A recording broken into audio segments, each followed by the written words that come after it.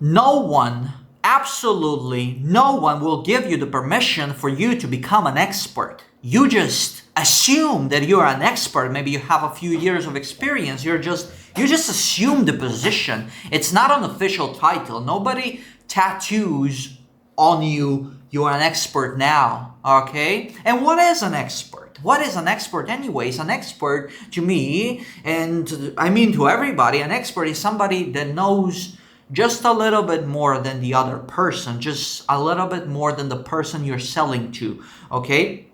Because listen, you will never, ever, ever feel like you know enough to call yourself an expert. And I'm not saying that you should call yourself an expert.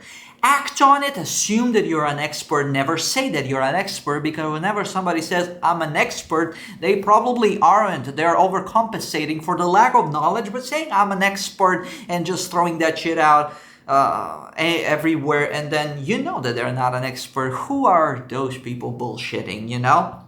We know those people, but that's the Dunning-Kruger effect, which means somebody, it's an idiot, but they may think that they're way too smart for, you know, it's the opposite of imposter syndrome. Dunning-Kruger effect or syndrome is the opposite of imposter syndrome. Imposter syndrome is when you feel like you're a fraud, and the Dunning-Kruger is when a fraud thinks that they're the expert. But you are not fooling anybody. You know, everybody can see through your bullshit. But if you are truly an expert, you truly know a little bit more than me, I would consider you an expert. And you don't have to say that you're an expert. You can just assume and act as if you are the expert. Because if you know a few steps more than me, you are the expert to me.